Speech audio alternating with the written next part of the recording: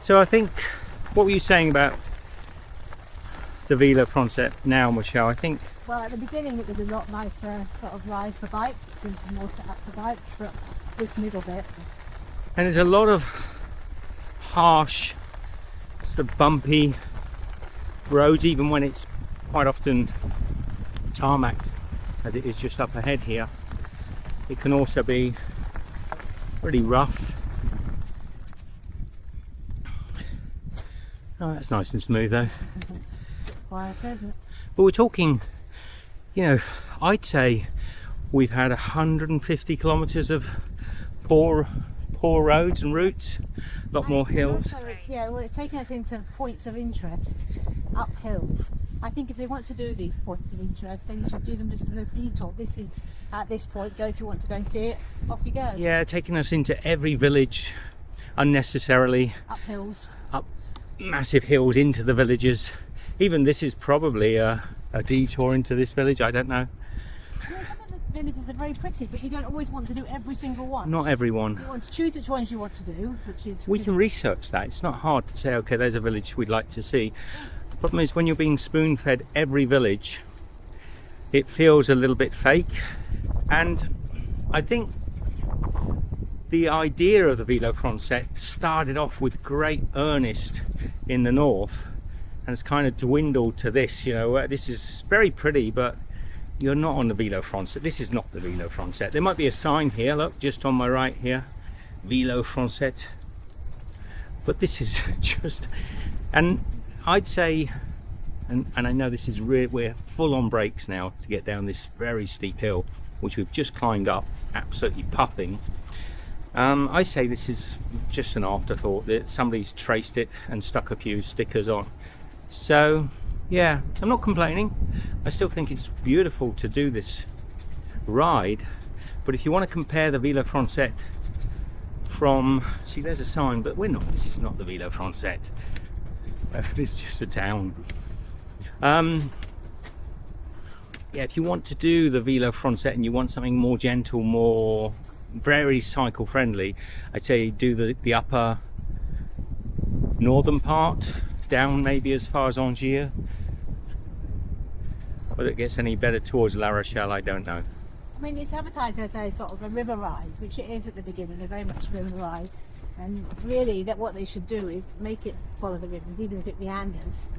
And then if you want to go off and see places, just park up. We keep seeing little glimpses of a river, and then we climb up away from the river, up into the mountains, through another little village, and then back down across a river to another little village, and it's not a river ride. No. I wouldn't change it. There's an air du picnic, great places to stop. I just feel that from our early days when we were lauding it as such a great cycle route, and to what it's turned into, it's quite a different beast. It's not a grumble, Michelle.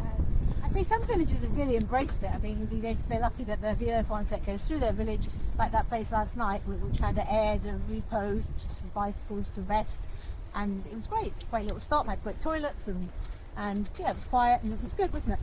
Yeah, and some villages just ignore it. Yeah. I say the majority ignore it. But then again, also, I would say we see very few people on this Velo.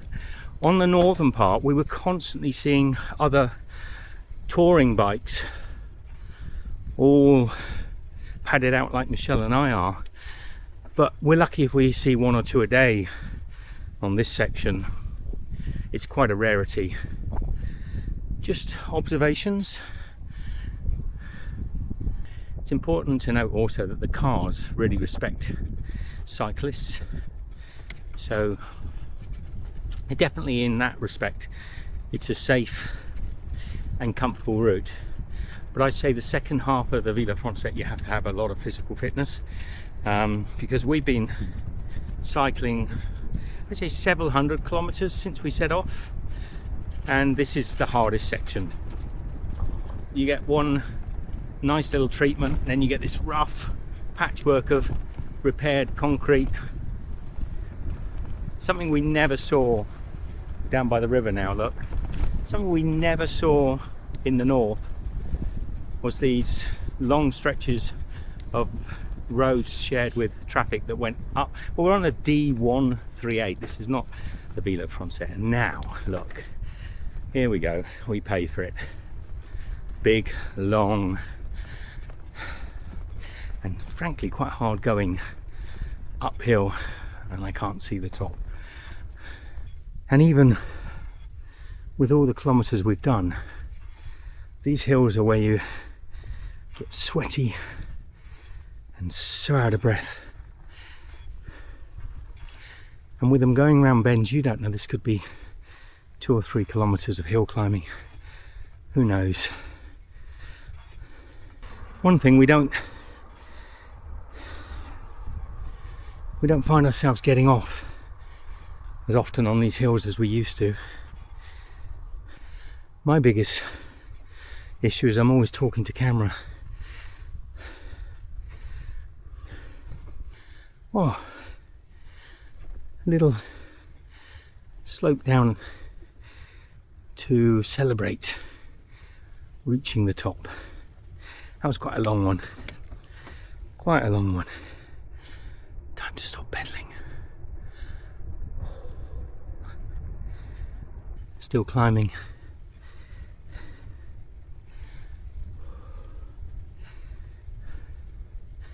I think there's a small break here, but it's still going up. Ooh.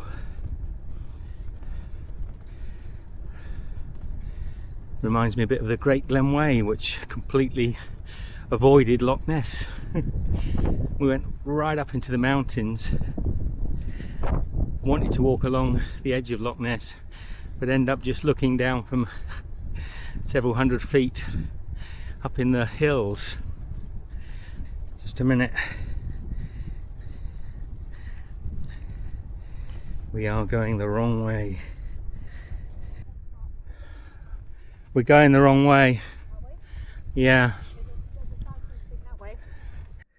Okay, so if we go up here and turn, oh, where are we going? There's a little bicycle route this way. No, that's not gonna, that might. This one down here? No, that's the wrong way. That's to Christmas Island. Okay, that way. That goes, except for River Owens. So you can go down there. So we've come well off our route by a country mile. I don't think we needed to do any of that hill. Okay. So, sorry about that, Michelle. My fault, I wasn't paying attention. I knew there was a hill ahead of us, so I expected the hill, but we're actually going well. I mean, look at the map down there. Look at the blue line and the red line. Going at a complete fork. Oh well, that happens.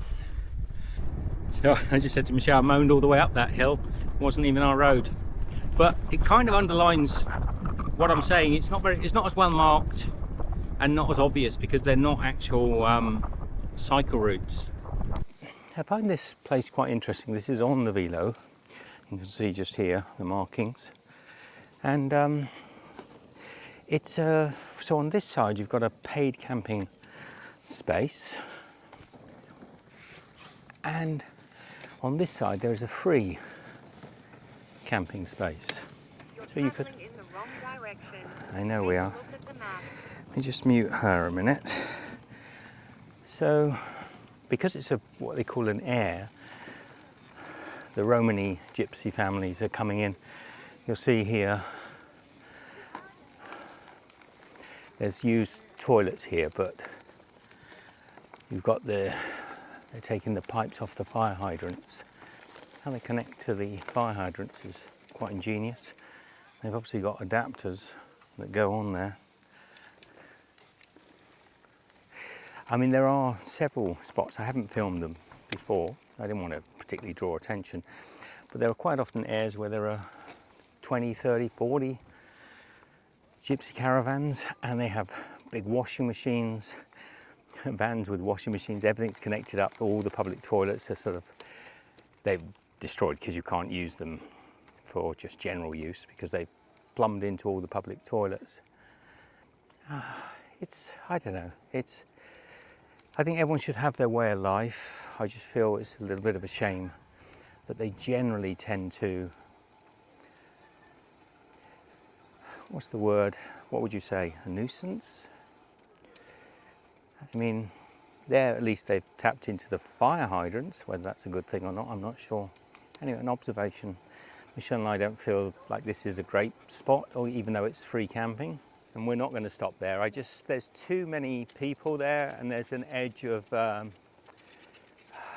bathrooms are not great because they're being used as a regular sort of toilet stop for the family that are living there. And I wonder if that's the end of an encampment or a start of an encampment, because we've been to several where there's been dozens and dozens, perhaps even as many as 30, 40, 50 caravans, and they've all got these big trailers with washing machine and dryers, which somehow they link up to the electric. They splice into the electric. Oh, here they were connected to the fire hydrant.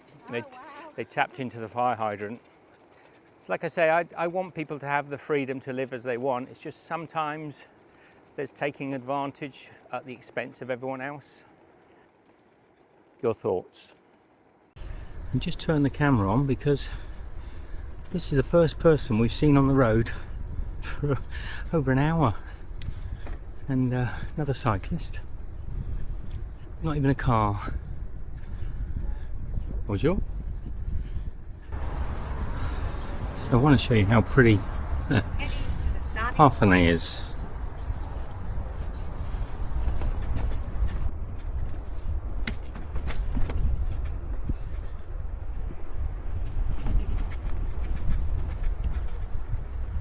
Not sure how it goes through or if it goes through. Look at this.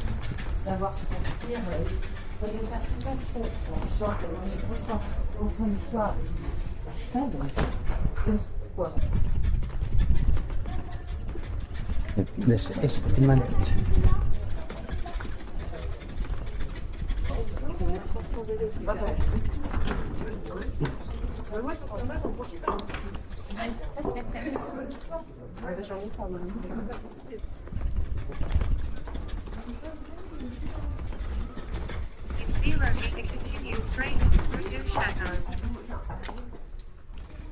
I think that little pass through was probably a pass. There was a little arched doorway there. I think we were meant to go through it. And unless we can get to it up here.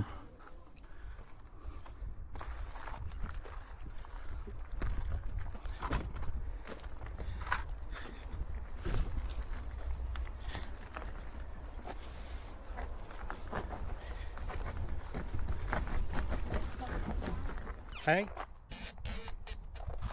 So just through here, we're up there.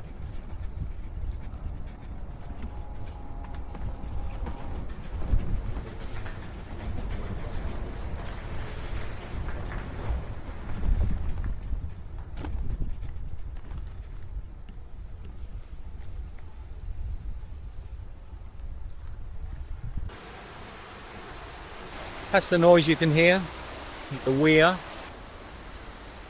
We camped here last night. This is actually,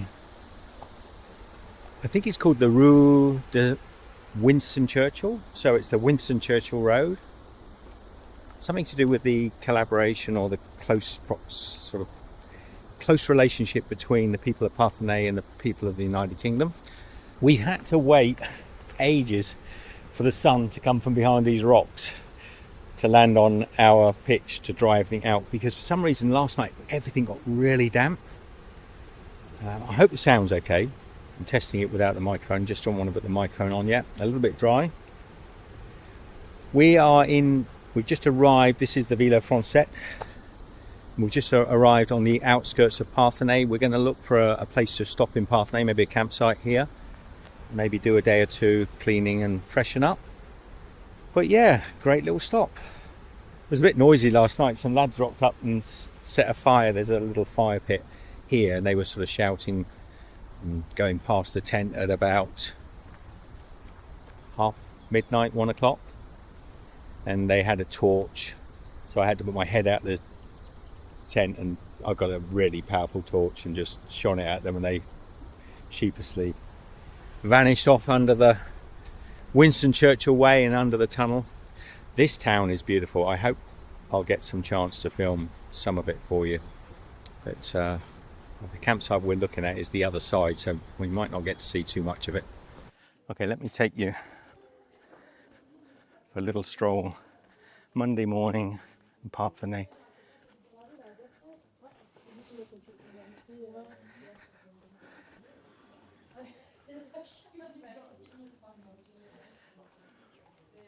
So yesterday, as we came into the city, came under this beautiful bridge or archway.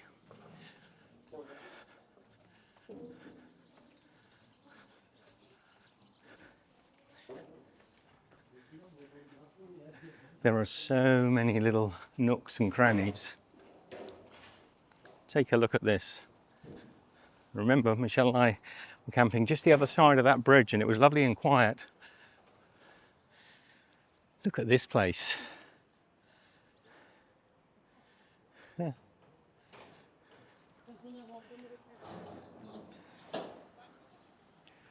Over the bridge. Ladies inspecting her tiles.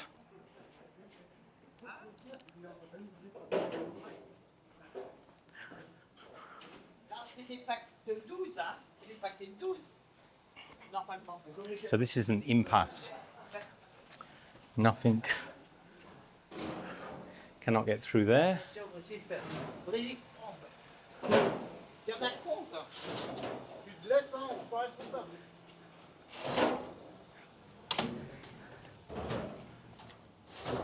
And in here, there's a little museum, which is closed today, sadly. Oh well, looks kind of open, but...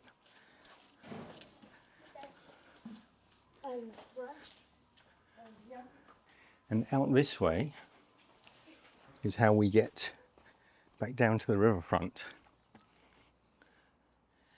And there's a geocaching, just the other side of that van, there's a little geocaching location.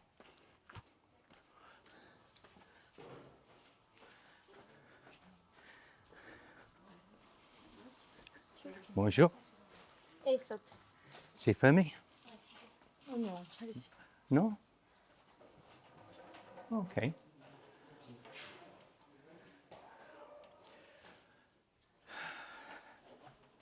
So there are bathrooms in here.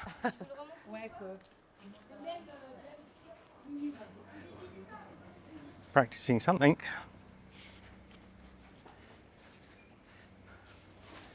Oh.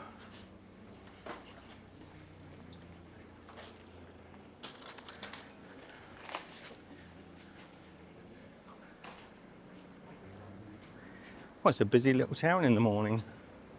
The bar is open.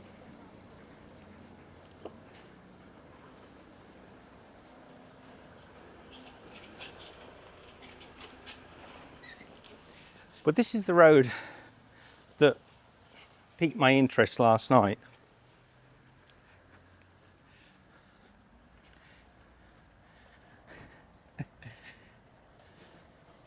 It's all cobbled.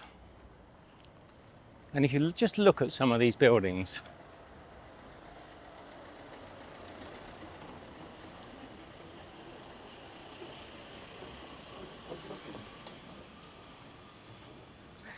so the best place to walk is the little drainage stones, or cycle even. I love this one here. I like them all. Les petites maisons gîtes. So gîte means like a little holiday home. Well, look at this place. Number 32. It's got George and the Dragon, the George Cross.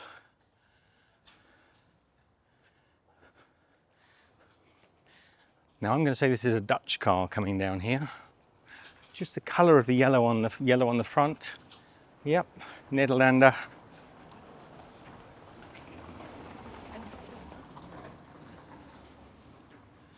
I mean, every one of these number 39's pretty.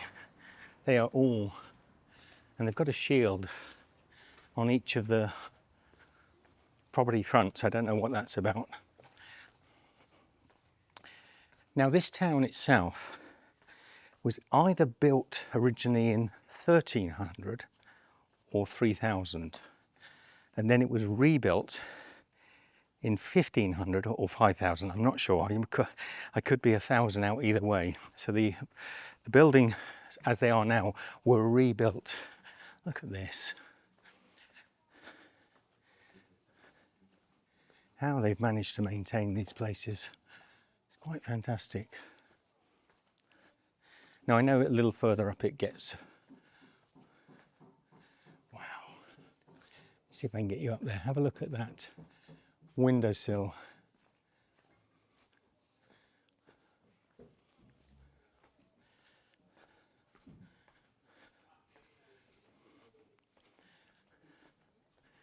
La Gargante. That is a big building. Okay. I'm going to bring you down to my level and let's motor down, because Michelle and I want to get to a campsite today and freshen up. This is amazing. If you're ever in this area, this is well worth a visit. Mobile de Tourism, a little cast metal plate with the tourism number.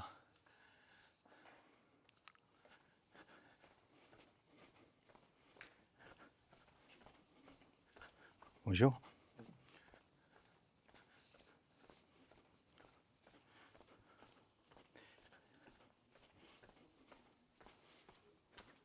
Little information plaques explaining about the styles. Well, they're not explaining much, to be honest, but they're showing the things you should be looking out for, the little stonework. This is very typical, the rose granite or the granite around the doorways.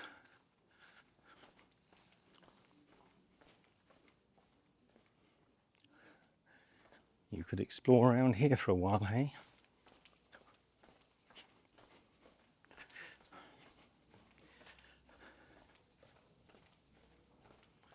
Okay.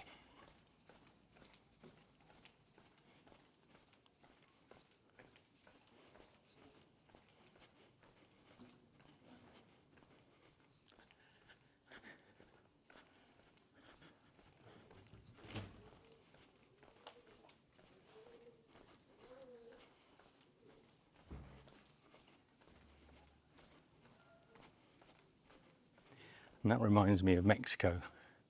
Those little door knockers are all over Mexican houses. So typical. Some age in that brickwork and the wood. I imagine they will have impregnated that with a preservative resin of some sort, because otherwise it would rot. Bonjour.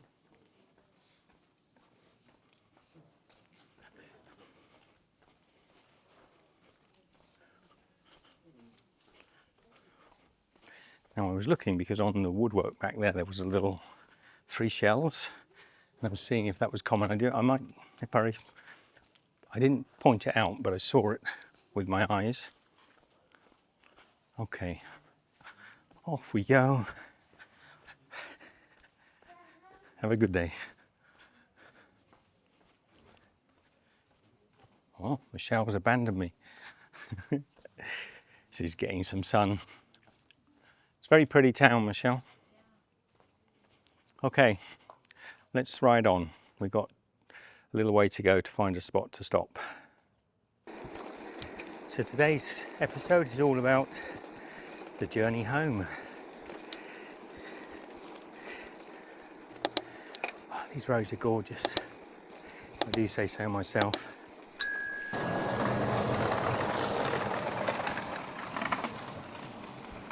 Whoa.